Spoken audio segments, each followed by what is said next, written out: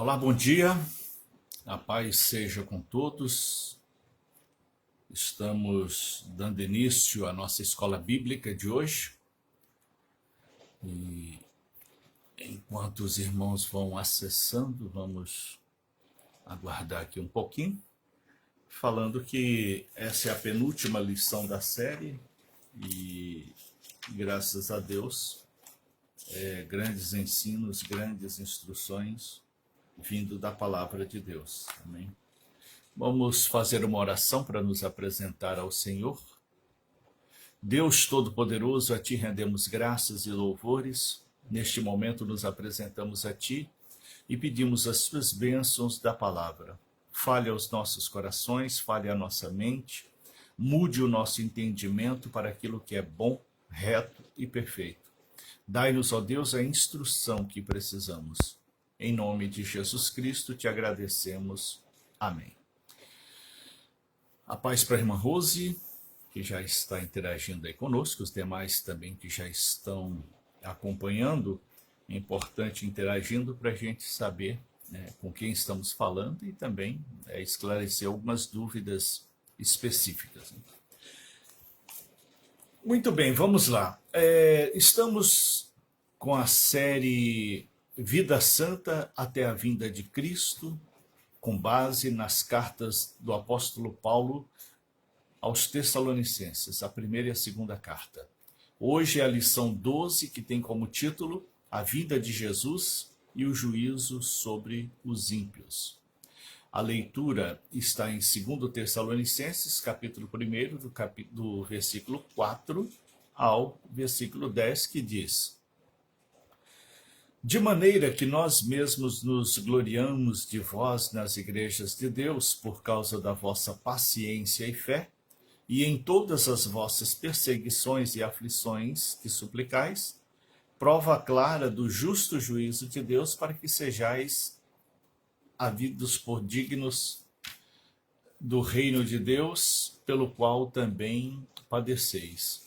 Se de fato é justo diante de Deus que dê em paga tribulação aos que vos atribulam, e a vós que sois atribulados, descanso conosco, quando se manifestar o Senhor Jesus desde o céu com os anjos do seu poder, como labareda de fogo, tomando vingança dos que não conhecem a Deus e dos que não obedecem ao evangelho do nosso Senhor Jesus Cristo, os quais por castigo padecerão eterna perdição ante a face do Senhor e a glória do seu poder, quando vier para ser glorificado nos seus santos e para fazer admirável naquele dia em todos os que creem, porquanto o nosso testemunho foi crido entre vós. Amém.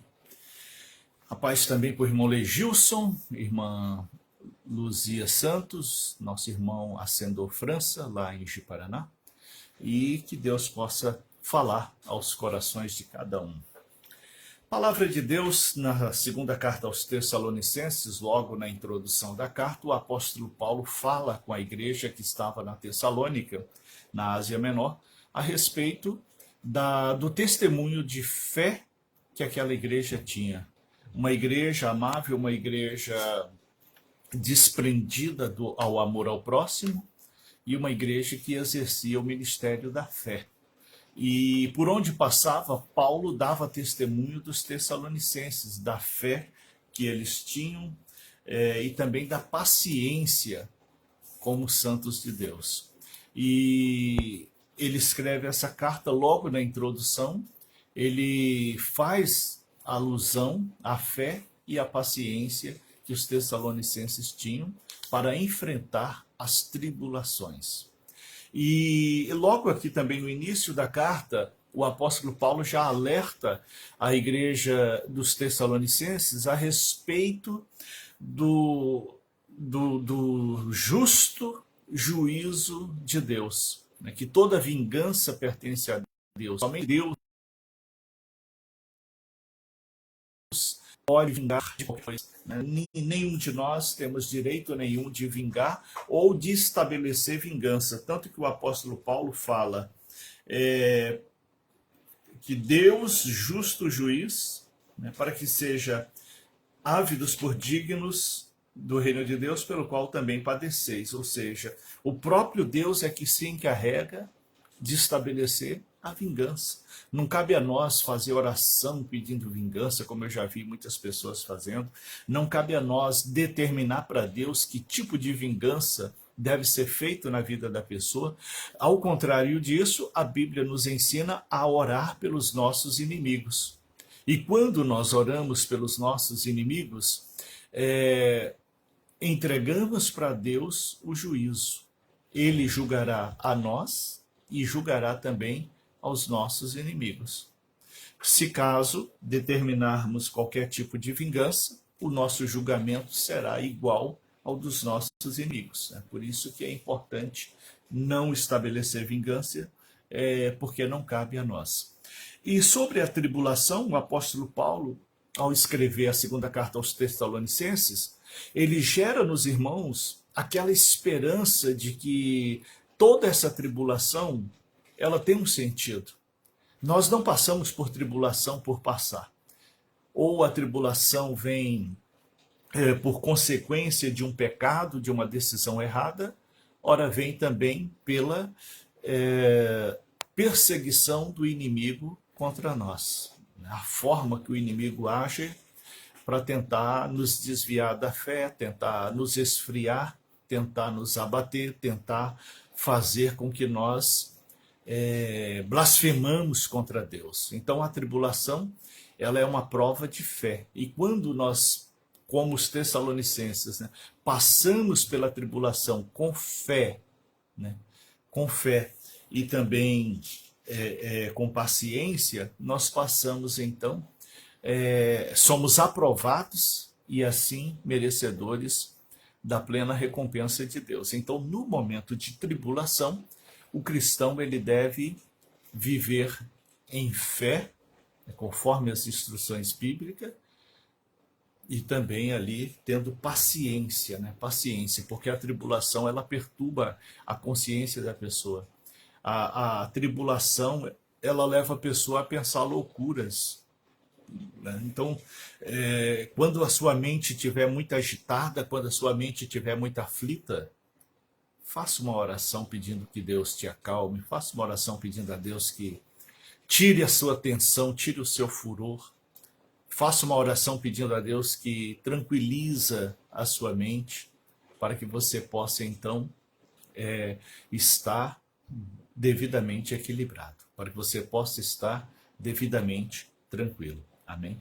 Então, que assim nós possamos seguir também, e essa lição de hoje ela vai nos ensinar que diante de tantas tribulações aqui nessa vida, nós teremos como recompensa o descanso eterno.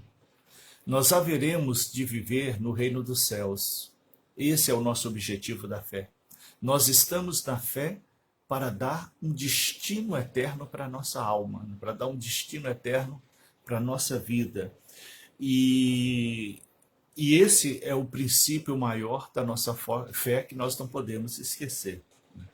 E o apóstolo Paulo fala sobre isso aqui na lição. Ele fala também sobre a eternidade da perdição daqueles que não estão com o Senhor Jesus. Da mesma forma que aqueles que creem no Senhor Jesus viverão eternamente no descanso do Senhor, aqueles que negam a Jesus Cristo, eles viverão a tribulação eterna. Eles viverão uma tormenta eterna. Sabe o que é eterna? Aquilo que não tem fim. É sem fim. E existem algumas doutrinas, alguns pregadores que falam que o justo viverá para sempre no descanso do Senhor e o injusto será aniquilado. E não é verdade. A realidade é: o justo viverá para sempre no descanso do Senhor e aquele que é atribulado, aquele que não aceita Jesus como Senhor e Salvador, viverá para sempre em tormenta. Viverá uma eternidade de tormenta. Essa é a realidade bíblica e isso o apóstolo Paulo deixa claro na segunda carta aos Tessalonicenses, porque pelo visto era uma dúvida que havia ali naquela igreja.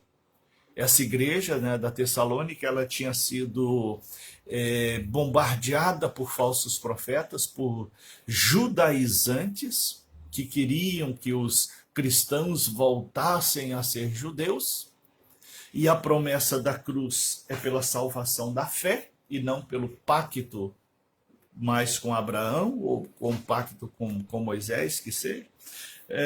Mas a salvação torna-se pela fé.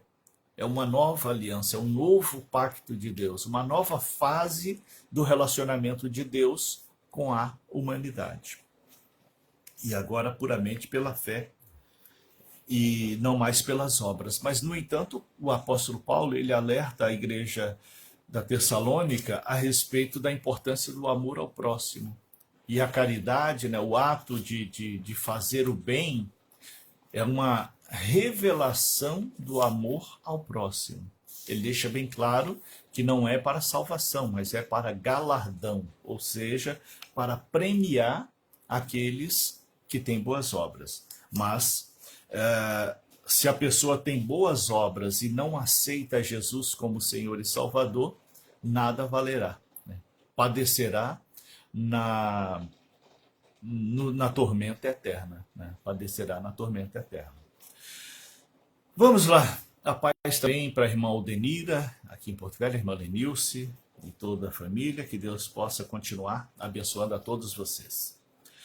Vamos lá, a segunda carta aos Tessalonicenses, ela trata de 3 assuntos que são importantes também nos dias de hoje, né? A perseguição aos cristãos. Nós, como cristãos, não estamos livres da perseguição do inimigo. O inimigo, ele vai nos perseguir.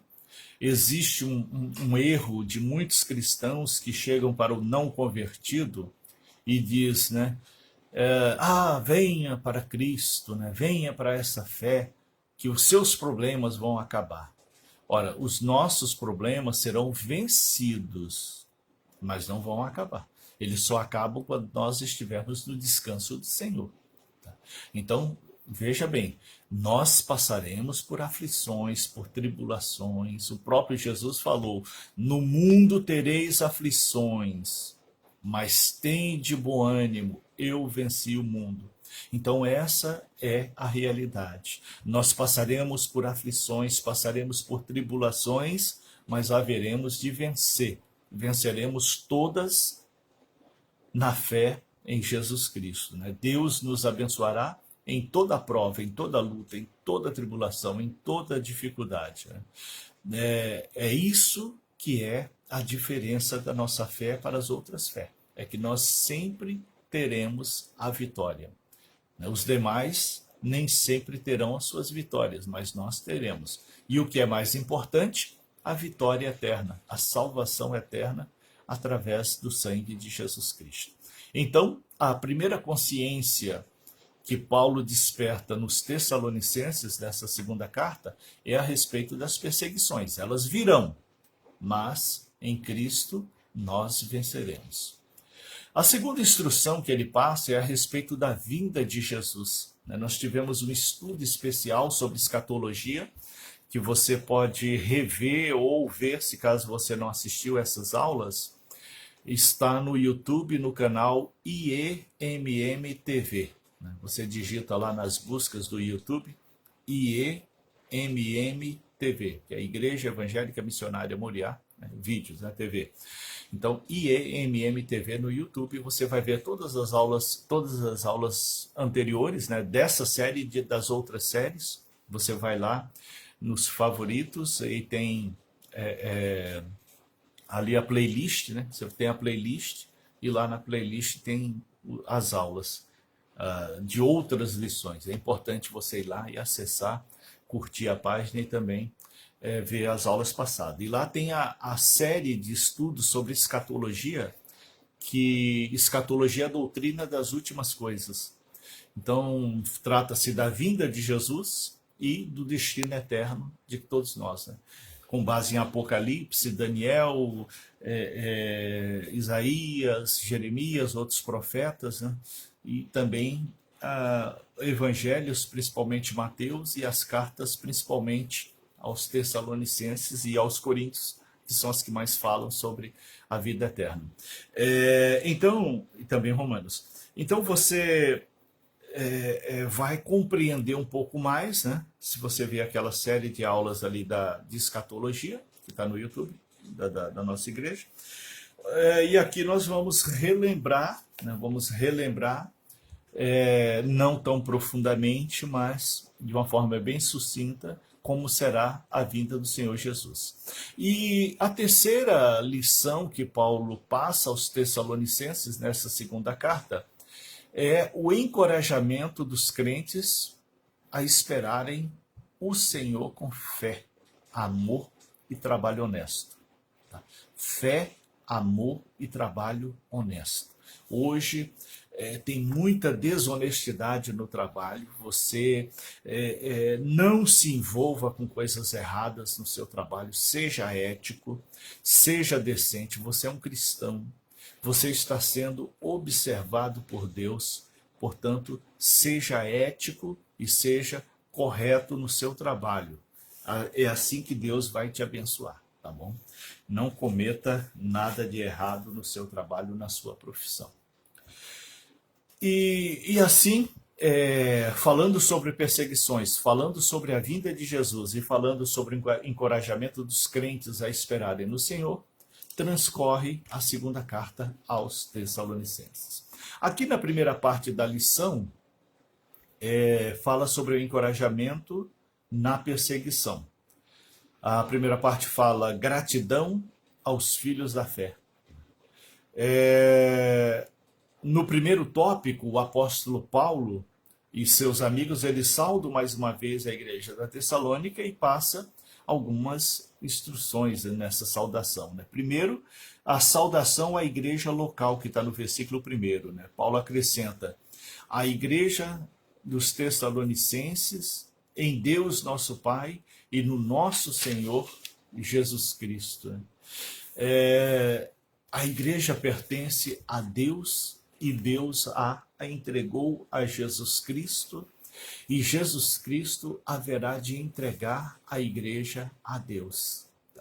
Então hoje a igreja está com Jesus porque Deus entregou para ele, mas no estado futuro Jesus entregará a igreja pura e imaculada ao Senhor, né? Pura, sem pecado, ao Senhor, Deus Todo-Poderoso. E seremos definitivamente propriedade exclusiva do Pai. Há igrejas que são edificadas sobre seus pastores, o pastor é o líder maior, ou sobre um programa de atividades, né? A igreja é conhecida pelo serviço que presta. Outras igrejas são baseadas no mercantilismo, né, baseada no dinheiro, na riqueza patrimonial, mas o correto, conforme a instrução do apóstolo Paulo, é que a igreja esteja firmada no Senhor Jesus. A base da igreja é o Senhor Jesus. A base da igreja é o Senhor. Até porque os pastores falham, erram, até porque o irmão que senta ao seu lado, ele também falha, ele também erra. Aquela pessoa que te convidou para ir para a fé, essa pessoa também é falha, essa pessoa também erra. Por isso que a nossa base de fé deve ser Jesus Cristo. Ele viveu como santo, viveu perfeitamente, não pecou e nos comprou naquela cruz com preço de sangue. Essas igrejas baseadas aí na riqueza, no patrimônio, baseada no dinheiro, baseada no nome do pastor, baseada nas atividades que desenvolve, né? Essas igrejas elas têm de fracassar com o tempo ou então tornar-se escândalo, né? Virar porta de escândalo. Por isso que o fundamento de Deus para a igreja é Jesus Cristo, e Jesus nunca será escândalo. Jesus nunca será escândalo. Pelo contrário, ele será sempre referência para toda a humanidade. Ainda sobre a saudação, o apóstolo Paulo fala também graça e paz, que era uma saudação bastante usada também pelos outros apóstolos, graça e paz. E a graça, ela quer dizer favor ou bondade de Deus, e a paz é o desejo que nós temos na nossa vida, que nós só encontraremos em Deus. Nós não encontraremos paz de outra forma. Você pode observar, as pessoas estão cada vez construindo muros mais altos, as pessoas estão cada vez construindo paredes mais fortes, as pessoas estão cada vez mais gastando com câmeras, com cerca elétricas, em busca de paz, né? Alguns até comprando armas em busca de paz, e isso não vai trazer paz, pelo contrário, só vai aumentar o conflito, só vai aumentar o problema. Qual é a arma do cristão? A palavra. A arma do cristão é a palavra de Deus. Quando Pedro sacou a espada e cortou a orelha do soldado Malco, Jesus foi lá, colou a orelha de Malco novamente e repreendeu Pedro para não usar armas. Então a arma do cristão é a palavra. Foi com a palavra que Jesus enfrentou Satanás, foi com a palavra que Jesus enfrentou todos os inimigos, e foi com a palavra que os apóstolos também enfrentaram todos os inimigos que apareceram nos ministérios que eles desenvolveram. Portanto, graça é o favor de Deus, e a paz é um estado de espírito junto com a emoção que somente Deus pode dar. A segunda parte da lição nos fala a respeito da fé e caridade crescente entre os tessalonicenses. No capítulo 1, no versículo 3, o apóstolo Paulo, ele fala do bom relacionamento dele com os tessalonicenses e faz elogios a esses cristãos, e ele, tanto em visitas ou através de cartas, ele procurava estimular a fé dos tessalonicenses. Então hoje não se usa mais cartas, né, mas tem aí o WhatsApp, tem o Message, tem outras formas de comunicação, tem e-mails, aos quais você pode utilizar para incentivar outras pessoas na fé. Você pode buscar exercer o seu ministério pessoal, né? Que todos nós temos o ministério pessoal, que é de anunciar o evangelho. Esse é o ministério que toda a igreja tem. Então, anunciar o evangelho do Senhor é um dever de todo cristão, é dever, tá? Não é privilégio ou não é para um e outro, não, é para todos. Anunciar o evangelho é um dever de todos os cristãos. E nós podemos fazer isso de diversas formas, né? Dando um telefonema para a pessoa, mandando mensagens, visitando essa pessoa quando for pertinente e necessário, enfim, fazendo com que essa pessoa seja estimulada na fé. Nós não podemos deixar para lá, imaginar que a pessoa vai se despertar sozinha. Não, nós precisamos despertar as pessoas na fé.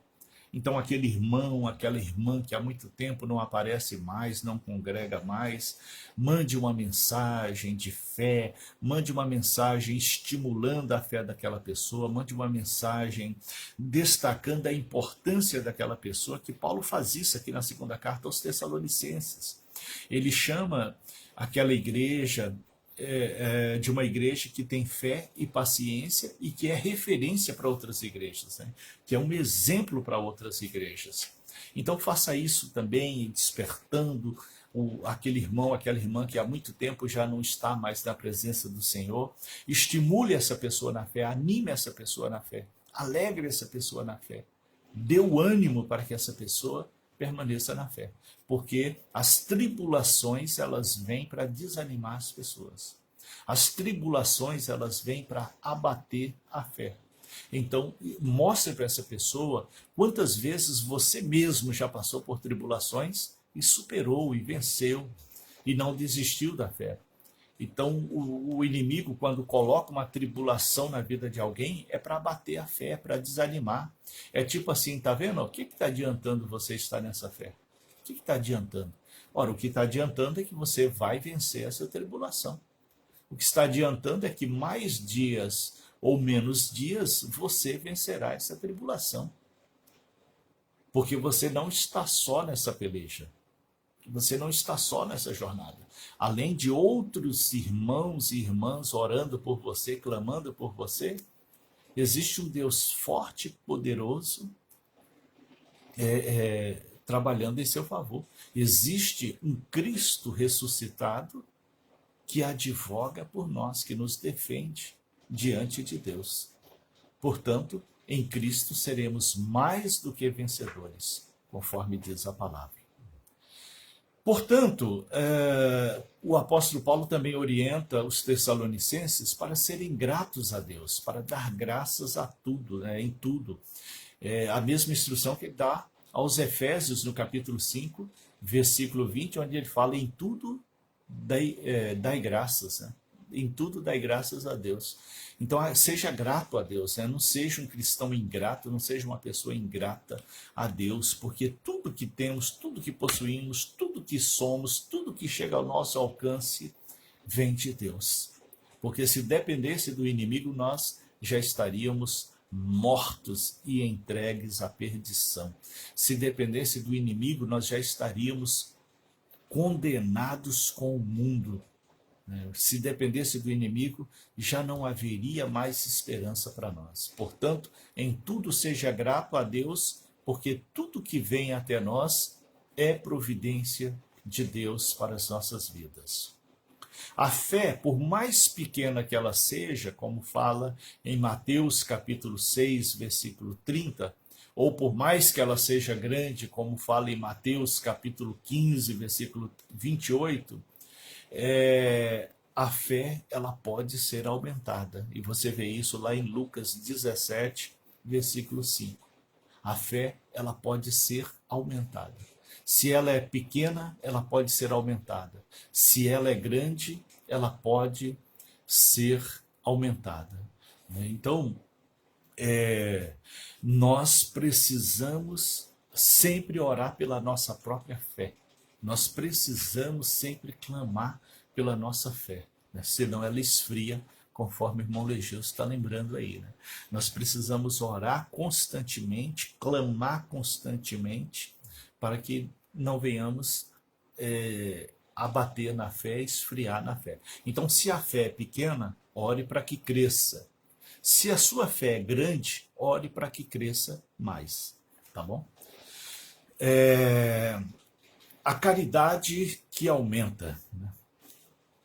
Paulo também, na segunda carta aos Tessalonicenses, ele fala a respeito da caridade, mas a caridade, ela aparece aqui como um ato de amor. Não é um ato de salvação, é um ato de amor ao próximo. A igreja da Tessalônica era uma igreja amável, que se interessava pelo outro e ajudava uns aos outros, né? Era uma igreja participativa, uma igreja solidária, uma igreja onde um irmão ajudava o outro, né? Assim como a fé, o amor pode estagnar, diminuir ou esfriar.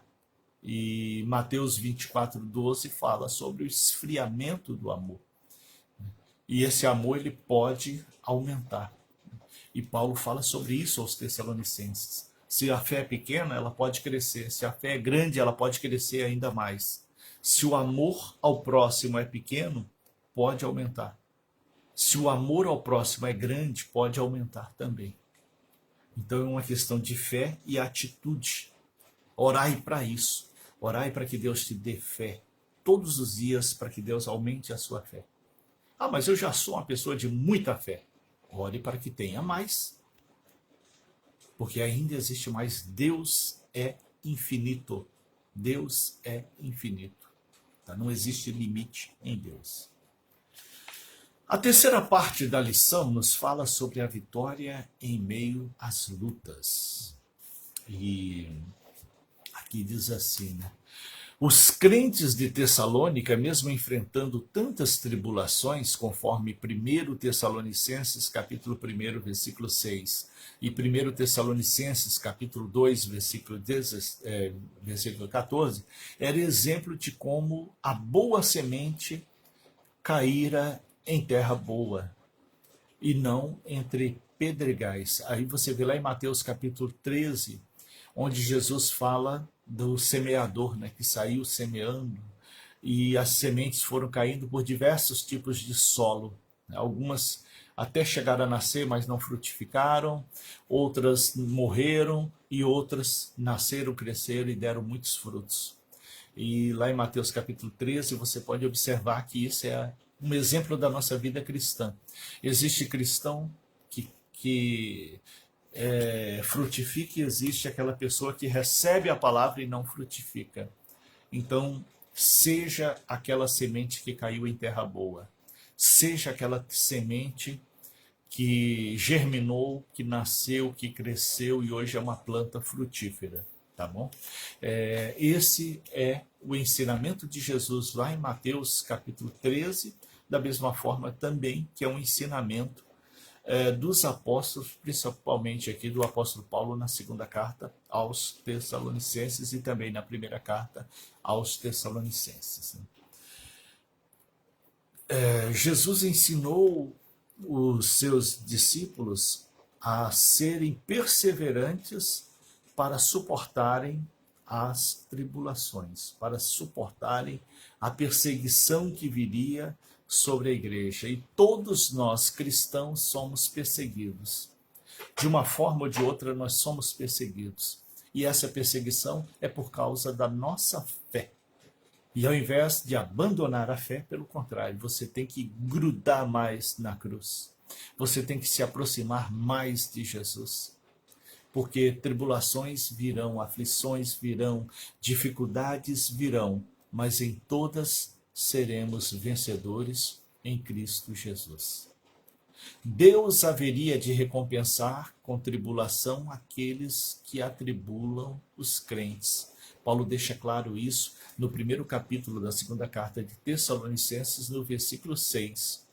Ele fala que aqueles que estão atribulando vocês serão atribulados por Deus.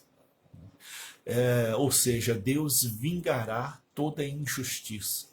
Se você está sendo injustiçado, se você está sendo perseguido, se você está sendo humilhado, se você está sendo não compreendido, se você está sendo traído, saiba que Deus julgará essa causa e Deus atribulará aquele que hoje está te atribulando. Então, a palavra diz, né? Maldito é aquele que cai na mão do Deus vingador. Né? Maldito é aquele que cai na mão do Deus vingador. Porque a justiça de Deus é severa. O julgamento de Deus é severo. Portanto, acautelai-vos para que você não caia no julgamento de Deus. Mas seja prudente, orai pelos seus inimigos, e assim Deus te livrará e julgará o seu inimigo. Ainda sobre a vitória em meio às lutas, aqui na lição diz assim, né? Eu vou até ler na íntegra, porque é interessante esse tópico aqui. Disse o apóstolo, e a vós que sois atribulados, descanso conosco, quando se manifestar o Senhor Jesus desde o céu com os anjos do seu poder. Capítulo 1, versículo 7 da segunda carta aos Tessalonicenses. No item anterior, vimos que Deus retribui ao homem segundo as suas obras. Aos ímpios que atribulam, dará tribulação.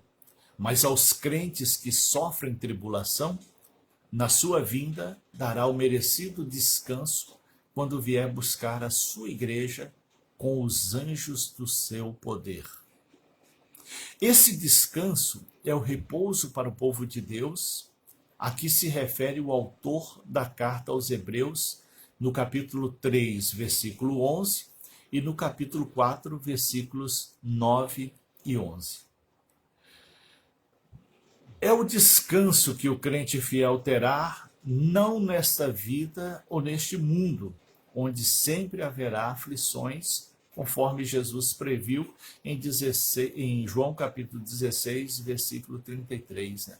No mundo tereis aflições, mas tende bom ânimo, eu venci o mundo. Mas o terá na vinda de Jesus, quando a igreja subirá ao encontro do Senhor nos ares, conforme 1 Tessalonicenses, capítulo 4, versículo 17, e Miqueias, capítulo 2, versículo 10. Principalmente os que estiverem vivos, os quais serão transformados, recebendo corpos glorificados, semelhante ao de Jesus ressuscitado. Lembra que o corpo de Jesus, depois que foi ressuscitado, ele passou por uma porta sem abrir, né? Passou pela parede. Foi lá onde os apóstolos estavam, comeu com eles, deu a mensagem ali naquele momento e saiu daquela casa sem abrir a porta novamente. Então é um corpo diferente. O corpo glorificado, ele não terá mais o aprisionamento da matéria. E a grande prova foi isso. Também Jesus, quando apareceu aos discípulos no caminho de Emaús, e no mesmo instante ele já apareceu para Pedro, que estava em Jerusalém, né, lugares distantes. Então, no mesmo momento, ele estava em dois lugares. E isso é prova da onipresença do Senhor Jesus, que são atributos únicos do Pai, do Filho e do Espírito Santo, que é onisciência, tudo sabe, onipresença, está em todos os lugares ao mesmo tempo, e onipotência, tudo pode. E o texto revela aqui o poder de Jesus Cristo, e esse poder será nos dado também para que nós também possamos viver glorificados. E esse é o grande prêmio da nossa fé. Ser glorificado, receber um corpo glorificado, receber um corpo igual ao corpo de Jesus ressuscitado. Não aquele corpo antes da crucificação que sentia dores, que sentia amarguras, que sofria, mas um corpo que não terá mais sofrimento. Essa é a grande expectativa da nossa fé, receber esse corpo que não terá mais sofrimento. Amém? Na parte 4 da lição, diz o juízo de Deus sobre os ímpios, com base no capítulo 1, do versículo 8 ao versículo 12. A vingança de Deus. Deus é o único ser no universo que tem o direito legítimo de vingar-se de seus inimigos. Portanto, só Deus pode vingar. Nós não podemos estabelecer qualquer juízo ou qualquer vingança contra o nosso semelhante. Devemos orar, apresentar a Deus. Se a pessoa está te afligindo muito, se a pessoa está te perturbando muito, ore e apresente a pessoa. Dê uma lida depois, se você está passando por grandes tribulações, aflições, dê uma lida no Salmo 55, no Salmo 56 e no Salmo 57. Você vai ver como é que se deve orar em momentos de tribulação. Você vai aprender como orar em momentos de tribulação. Tá bom? Esses 3 salmos são orações em momentos de grandes tormentas, em grandes aflições, em que o salmista Davi e que o salmista Asaf passaram por grandes aflições e escreveram esses salmos. E mostra ali a fé, a confiança e a esperança no Senhor e a revelação da justiça de Deus, né? Ou seja, Deus ouviu a oração dos salmistas e respondeu à oração que fizeram. O Senhor trará juízo sobre 2 tipos de pessoas. Haverá 2 tipos de julgamento, e existem 2 tipos de pessoas. Vamos lá. Os que não conhecem a Deus, que são aqueles que ouvem a palavra, mas não escutam, ouvem a palavra, mas não aceitam. E o outro juízo é sobre os que não obedecem ao Evangelho do Senhor Jesus. Pessoas conhecedoras da palavra estão na igreja, batizaram, estão ali frequentemente, mas não obedecem. Então haverá um julgamento, tanto para os que não conhecem a Deus, quanto para aqueles que conhecem, mas não obedecem. Portanto, sedes obedientes a Deus, obedeça a Deus. Seja obediente à palavra de Deus, porque senão será julgado. Se você for obediente, você não será julgado. Por quê? Porque você já está julgado na cruz com Jesus. Ele te substituiu. Olha que coisa maravilhosa isso. Pare e pense na maravilha que é isso. Se você for obediente à palavra de Deus, você não será julgado, porque Jesus já foi julgado em seu lugar, ele te substituiu no julgamento da cruz, e a sentença é inocente. Olha que coisa maravilhosa. Porém, se você não obedecer à palavra de Deus, se você não obedecer os ensinos de Jesus, você será julgado com o mundo. Você terá o mesmo julgamento daquele que não conheceu a Deus, daquele que não teve a oportunidade de conhecer a Deus. O seu julgamento será o mesmo. Portanto, seja obediente. Seja obediente. A eterna perdição, né? Será o castigo da eterna perdição aos ímpios, que só ocorrerá após o juízo final. Mas enquanto isso, os ímpios já estarão em tormenta.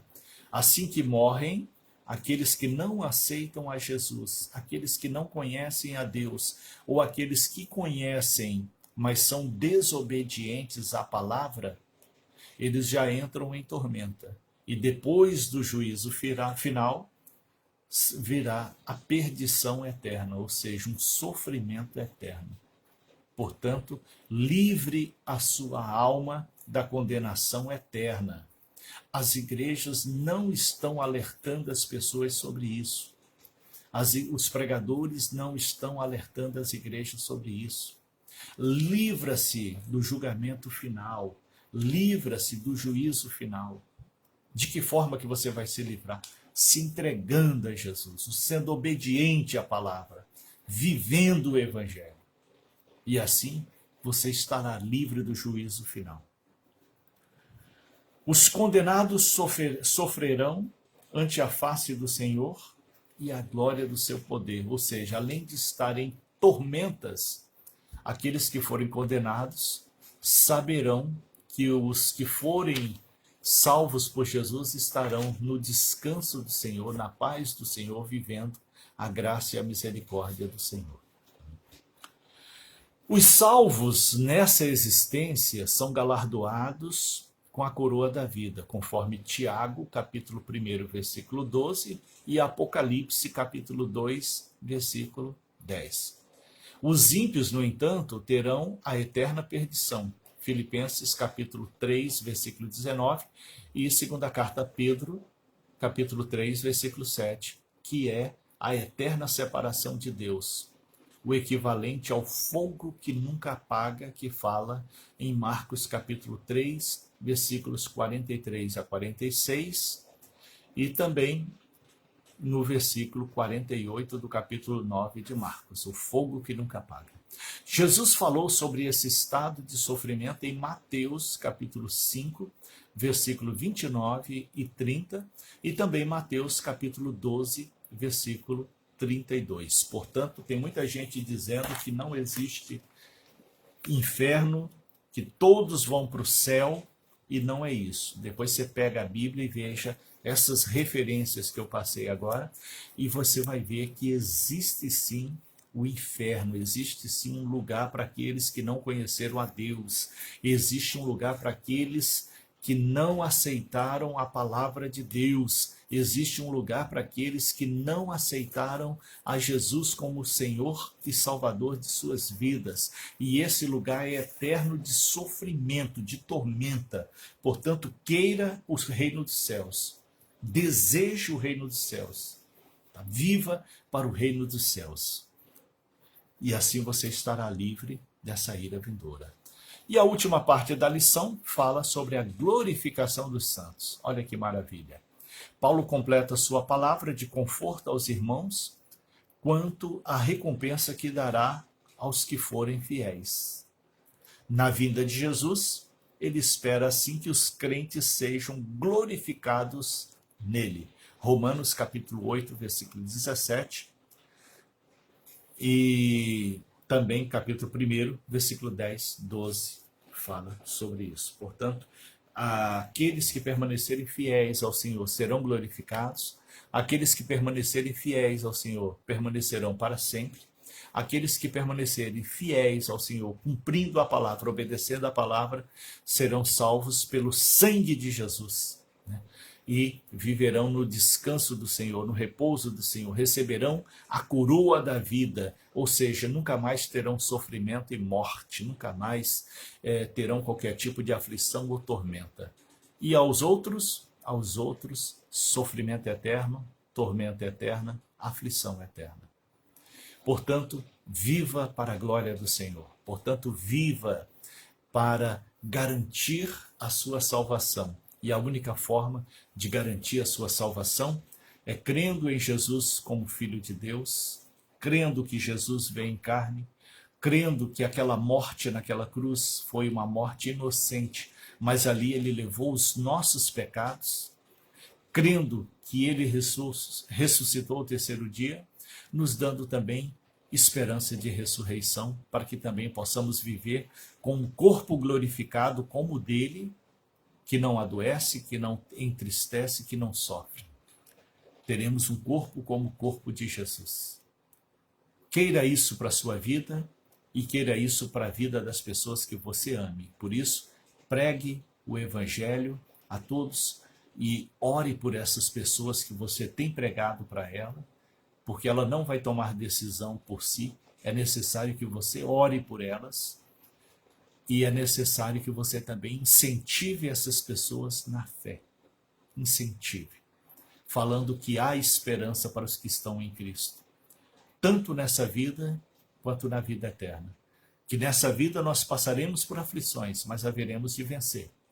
Mas na vida eterna, haveremos de viver o descanso do Senhor, a paz do Senhor, a glória do Senhor. Viveremos para sempre na paz do Senhor.